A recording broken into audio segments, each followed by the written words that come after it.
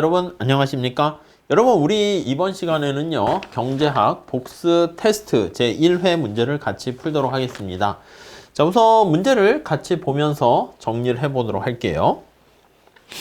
자, 1번 문제 한번 같이 보실까요? 자, 소비자가 두 번째 사과를 추가적으로 구입할까 여부를 결정한다고 할 때 경제학적인 원리에 입각할 경우 어떤 방식에 의해서 결정해야 하는가, 이렇게 나와 있습니다.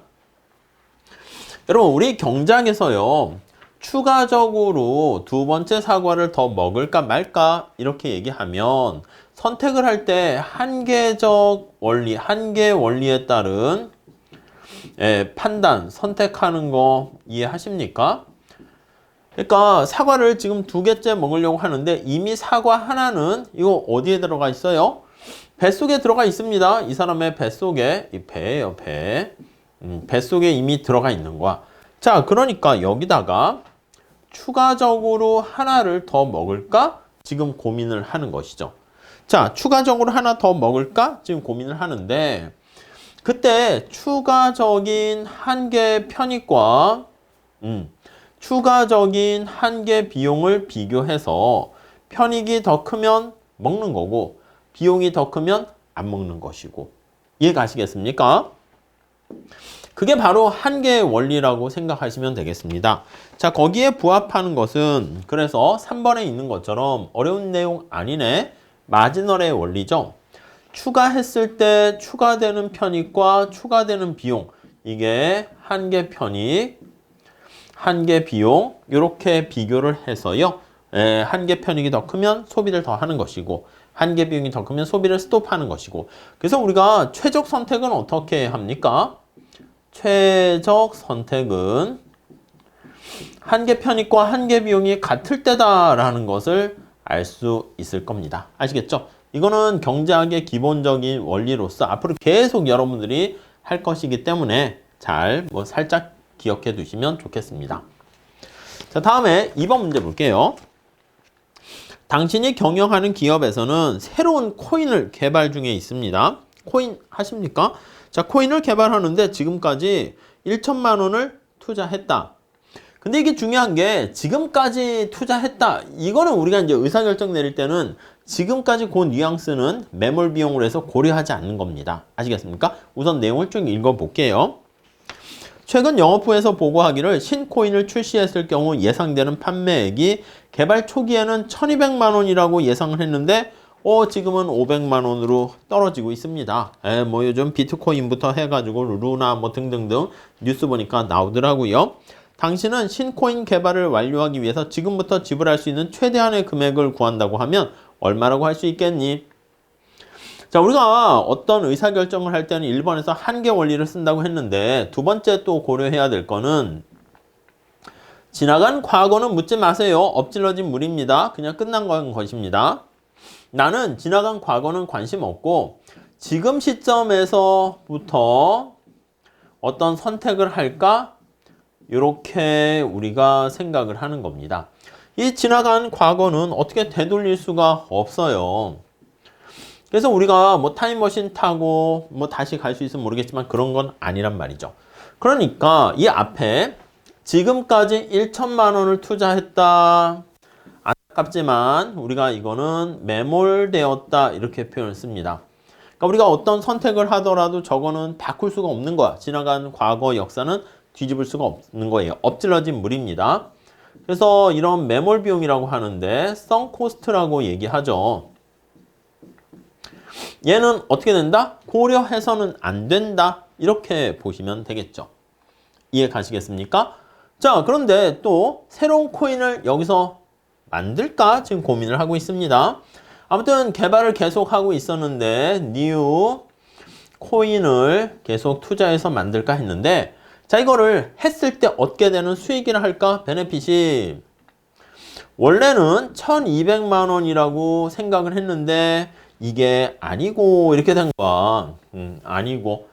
그러면 어떻게 다시 가치가 평가됐습니까? 하면 500으로 가치가 평가가 된 거야. 그러니까 이렇게 코인을 투자하게 되면 얻게 되는 예상되는 수익이, 편익이, 총수입이 이렇게 되는 거야. 그럼 여러분들 생각할 때 얼마에까지 비용을 허용할 수 있을까라고 하면요. 총 수입이 이렇게 되는데 여기다 이제 비용을 고려하는 거죠. 비용을.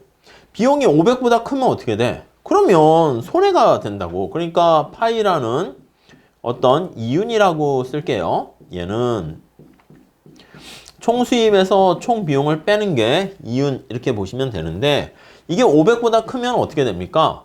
그렇지. 그러면 이거는 마이너스 이윤이 되니까 남는 장사가 아닌 겁니다. 그러니까 우리가 최대한 얼마까지 비용을 오케이 하고 감내할 수 있습니까? 하면 500까지는 감내할 수 있겠죠. 그 이상 되면 안 돼. 이렇게 된다고요. 그렇기 때문에 거기서 최대한 지불하려고 하는 인내할 수 있는 금액은 얼마까지? 500만 원까지 이렇게 정리를 하시면 되겠습니다. 오케이? 이해되시죠? 뭐 간단한 문제입니다. 자, 다음 볼게요. 매몰 비용만 잘 찾아내시면 돼요. 자, 3번 이거 괜찮은 문제인데 어떤 수험생이 경제학, 회계학, 민법 등 세 과목의 중간 시험을 치른다고 합니다. 총점을 극대화하는 게 목표라고 하는데 10시간을 공부할 수 있다면 시간을 어떻게 배분해야 되는 것이 좋을까? 다음 표를 보고 결정하세요. 여러분 이것도 한계의 원리를 얘기하는 겁니다.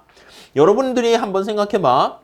시험에 임박해서 만약에 이제 3시간, 10시간 말고 3시간이라 할게요.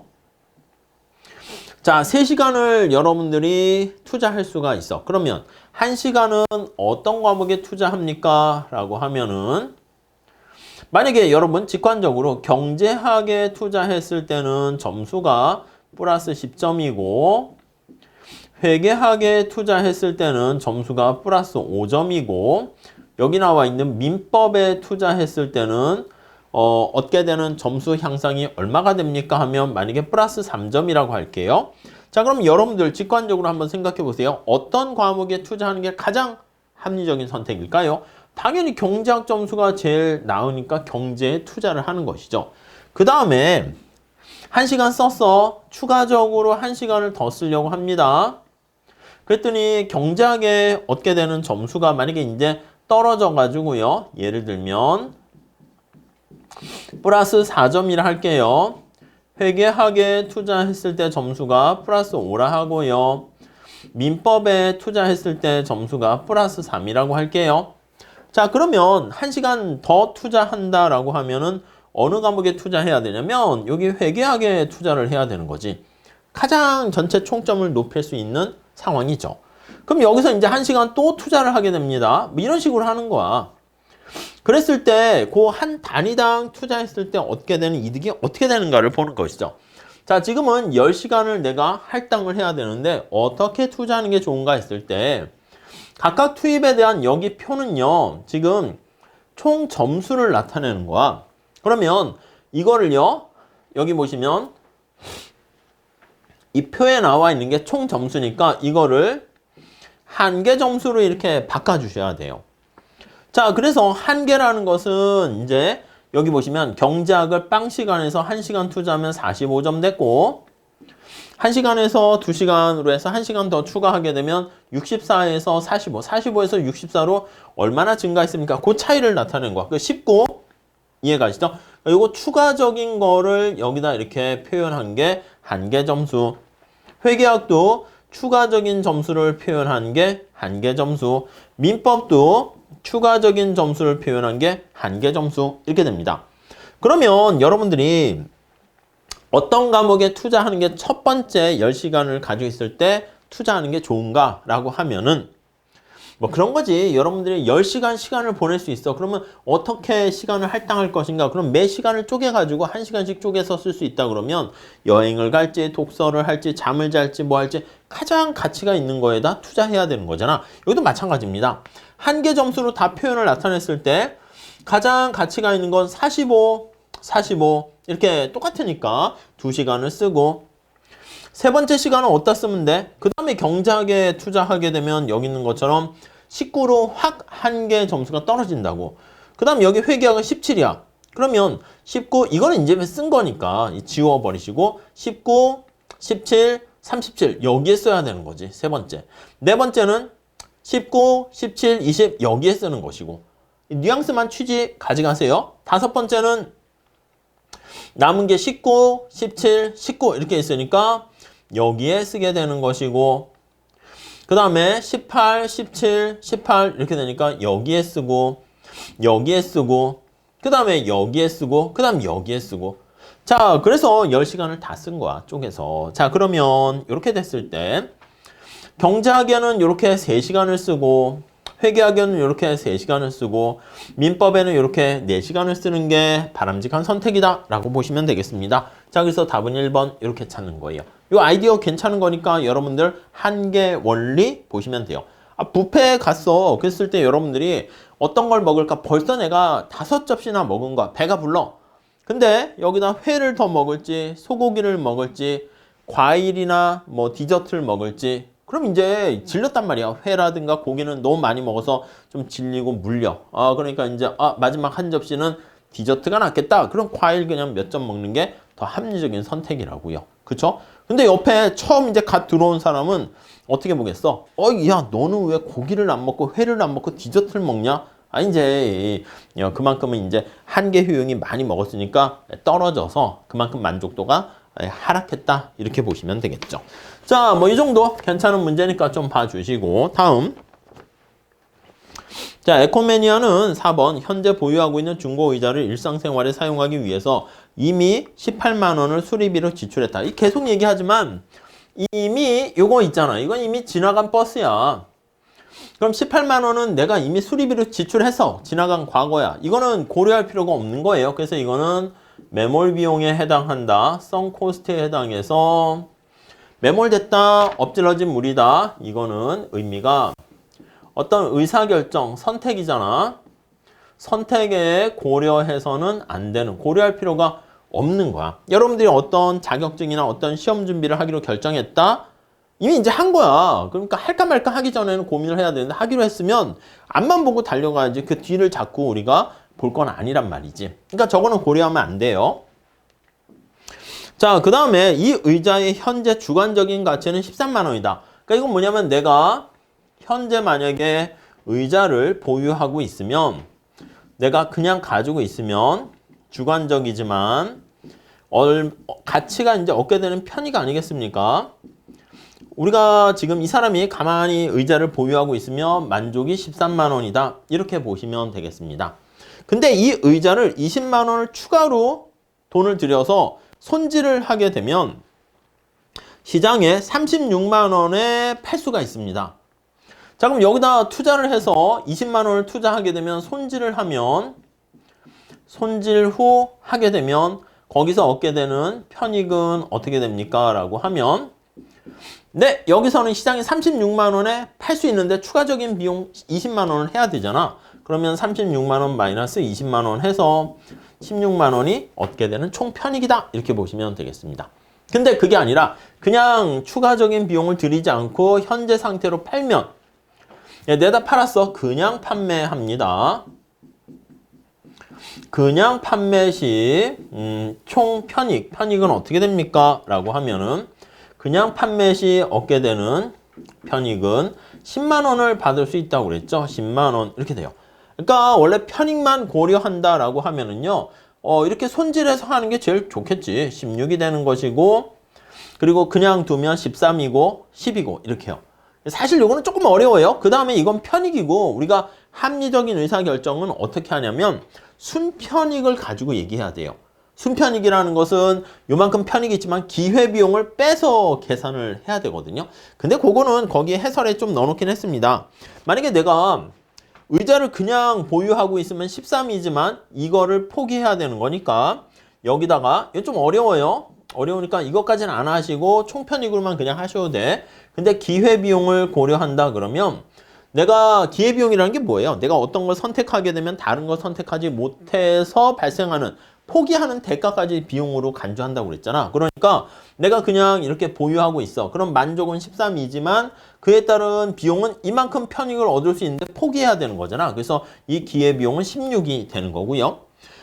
그 다음에 내가 만약에 이걸 손질을 했어. 손질을 하게 되면 16이 되는데 그러면 이 나머지 것 중에서 가장 안타까운 거 이걸 포기해야 되는 거잖아. 기회비용이 13이 되고요. 요걸 하게 되면 그냥 판매했다. 그럼 10만 원은 되지만 이거 16만큼을 얻을 수 있는 걸 날리는 거잖아. 그러니까 16이 기회비용이 되는 거예요. 그래서 엄밀하게는 살짝 순편익 이렇게 해서 계산을 해서요. 순편익 net 해가지고 베네핏이라는 것은 총편익에서 기회비용을 빼는 거야. 총편익에서 기회비용을 거기 표현은 제가 그렇게 써놨죠. 기회비용을 뺀 예, 그렇게 표현을 하고 있는데 그렇게 하는 거지만 살짝 그건 어려우니까 그냥 그리고 요즘 문제가 기회비용을 막 엄밀하게 구해서 하는 게 많이 시험에 나오진 않아요. 그러니까 요런 뉘앙스구나 라고 보시면 되겠습니다. 이렇게 빼기로 다 이렇게 하게 되면은 예, 여기 나와 있는 손질을 해서 파는 게 예, 제일 좋다. 이러한 결론에 이르게 됩니다. 살짝 요걸 통해서 머릿속에 넣어두시면 좋겠습니다. 자, 그 다음에 5번 문제 한번 같이 볼까요? 자, 직장인 K는 거주할 아파트를 결정하는데 직장까지 월별 통근 시간의 기회비용과 아파트의 월별 임대료만을 고려한대요. 통근 시간하고요, 임대료가 다음과 같이 있대. 통근 시간 1시간당 기회비용은 10,000원이다. 이렇게 있습니다. 자, 여기 보니까 시간이 이렇게 있어. 그러면 A 아파트에서는 통근 시간이 10시간. 그나마 제일 짧네요. 그러면 월별이기 때문에 월별로 이미 맞췄습니다. 이게 일별이면 아마 뭐 30일이다 해서 곱하기 뭐 30 해야 되는데 난이도는 그렇게 높게 올린 건 아닙니다. 자, 그렇기 때문에 시간당 10,000원이니까 여기 100,000원. 얘는 그냥 150,000원, 200,000원, 300,000원 이렇게 됩니다. 그러면 이것도 하나의 비용이잖아. 기회비용이고 이거 임대료는 직접 내가 내는 비용입니다. 그렇기 때문에 이 기회비용 보이지 않는 암묵적 비용과 명시적 비용을 같이 고려하는 거죠. 그래서 요거는 비용과 관련해서 우리가 조금 더 얘기를 할 거예요. 저 생산함수, 비용함수 그쪽 파트에서 또 시장 구조에서 얘기를 좀 할 건데 이건 뭐 암묵적 비용이라 할게요. 이 둘을 합한 게 이제 사실 보면 전체 기회비용이 되는 것이죠. 자, 그러면 이 두 비용을 합쳐서 가능한 한 어떤 선택이 가장 최적 선택입니까? 여기선 편익을 반영하진 않았어. 그러니까 우리가 알 수 있는 정보에서는 이왕이면 비용을 극소화하는 선택을 고른다라고 보시면 되겠습니다. 네, 이해 가세요? 자, 그러면 여기서 비용 극소화되는 건 이거 두 개 더해서 가장 작은 거니까 요 A 아파트가 가장 비용이 작다. 이렇게 얘기를 할 수 있겠죠. 아시겠죠? 뭐 그 정도 봐주시죠. 자, 다음에 6번 문제 좀 한번 보겠습니다. 에코매니아는 자신의 저축 1,000,000원과 은행으로부터 대출받은 2,000,000원을 투자해서 사업을 시작했습니다. 저축 예금 이자율과 대출 이자율을 모두 심플하게 하려고 5% 이자율로 동일하다고 했을 때 이 사업에 투입된 금융자본의 연간 기회비용은 어떻게 됩니까? 이렇게 표현하면요.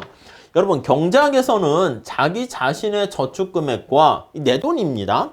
다른 사람 돈이야. 대출받은 거니까 타인 자본이 되는 거예요. 부채가 되는 거죠.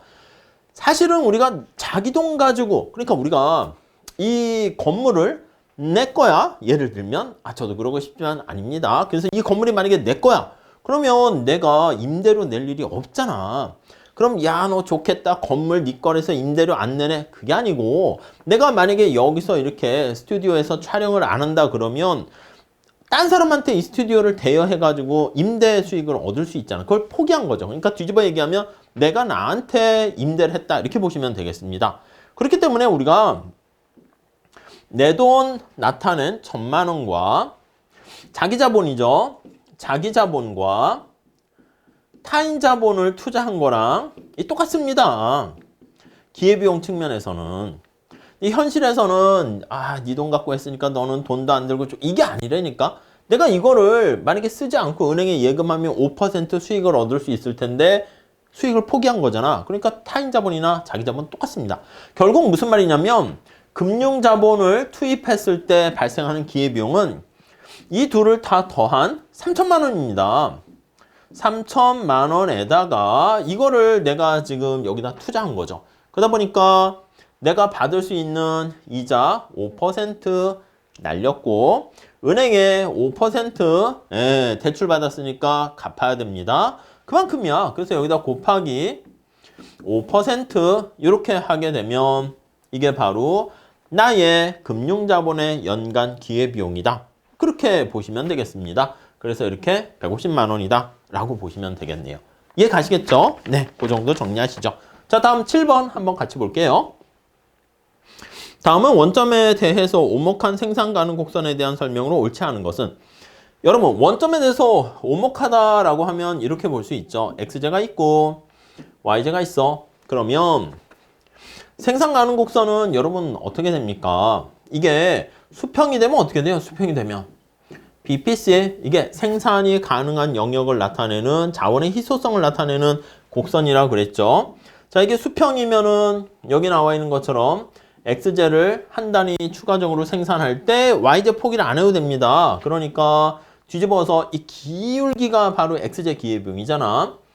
x제에 대한 기회비용은 어떻게 됩니까? 기회비용은 빵 이거를 의미해. 자, 근데 생산 가능 곡선이 이렇게 우하향합니다. 이렇게 PPC가 우하향해. 그럼 이게 무엇을 뜻한다고요? 그치, 여기서 내가 x제를 하나 더 생산을 하려고 하면 이만큼 y제를 포기해야 되는 거예요.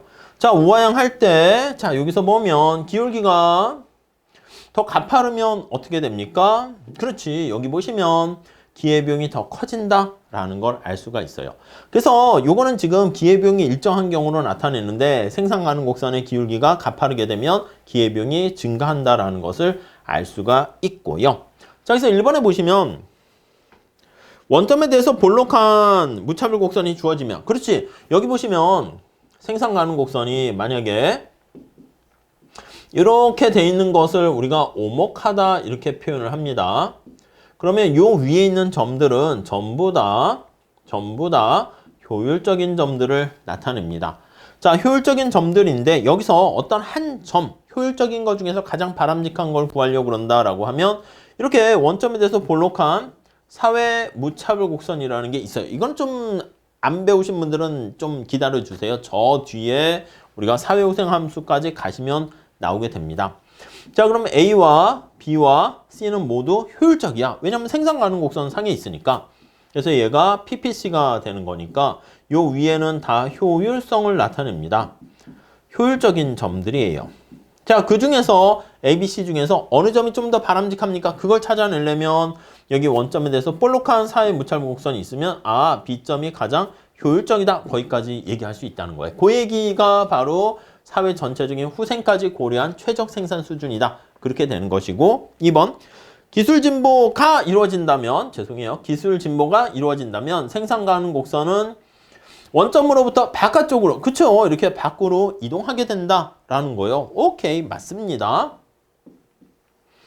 다음 3번 생산 가능 곡선이 원점에 대해서 오목한 것은, 이게 오목한 거야. 자, 그러면 재화 생산의 증가에 따른 기회비용이, 그렇죠, 접선의 기울기가 기회비용이라 할 수 있는데 기회비용이 점차 커진다, 체증한다 라는 것을 알 수 있습니다. 그래서 요거 오목하다라는 거랑 기회비용 체증 같은 말입니다. 우선 첫 번째 뭐냐면 생산 가능 곡선이 우하향한다, 기회비용이 발생한다는 것이고, 자, 기회비용이 발생하는데 형태가 이렇게 오목하다, 그런 기회비용이 점차 x제를 증가시킴에 따라서 y제로 표현한 기회비용은 점차 커진다, 이렇게 보시면 되겠습니다. 4번 생산 가능 곡선의 외부에 위치한 점은 비효율적인 생산, 밖에 있는 거는 달성할 수 없는 거죠. 그리고 내부에 있으면 비효율성, 이게 외부 내부가 반대로 뒤바뀌어져서 4번이 틀렸습니다. 나머지는 좀 제가 기본 강의 같은 거 할 때 설명을 좀 안 하기도 하는데 그거는 객관식이나 좀 수준 올라가시면 저절로 많이 제가 얘기할 겁니다. 근데 답은 그래서 일부러 4번에서 틀리게 해놨죠. 아시겠죠? 다음 5번 생산 가능 곡선이 원점에 대해서 우하향하는 직선이다. 우하향하면 기회비용이 있는 거야. 근데 직선이다 이렇게 되면 기회비용이 일정하다 이렇게 보시면 됩니다. 우하향하지 않고 우상향하는 건 아니겠죠. 그러니까 수평이다 그러면 기회비용이 빵인 것이고, 그게 아니로 우하향한다 그러면 기회비용이 존재하는 것이고, 우하향할 때 이게 볼록하냐 오목하냐 이 얘기는 기회비용이 체증이냐 체감이냐, 우하향하는 직선이면 기회비용이 일정하다 이렇게 보시면 되겠습니다. 오케이, 이해되시겠죠? 자, 이렇게 해서 1회 복습 문제 한번 풀어봤는데 앞으로 계속 한 5문제, 10문제 짧게 이렇게 올려드릴 테니까 여러분들께서 잘 복습용으로 체크해 보시면 좋겠습니다. 자, 여기까지 하겠습니다. 감사합니다.